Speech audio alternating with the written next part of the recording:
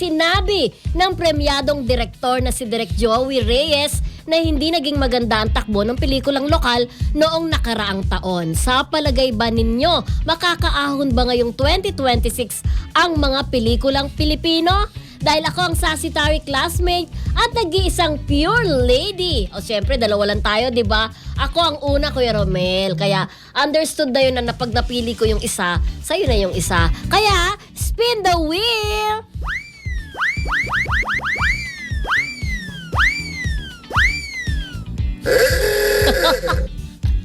Hindi!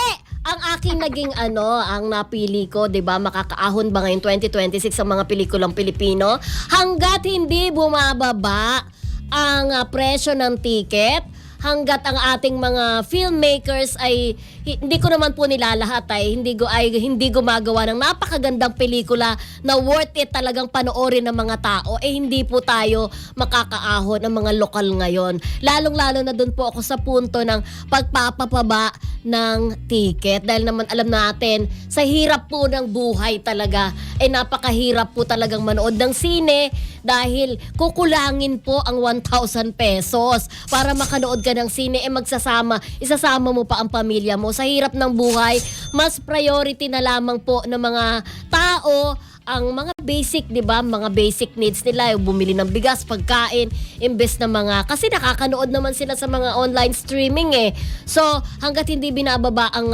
ticket ay talagang magsasakripisyo pa rin o magsasuffer pa rin ang ating film industry this year.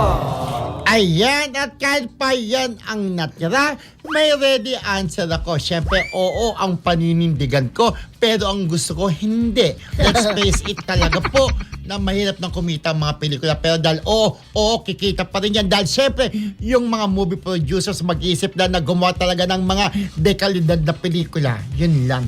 Okay?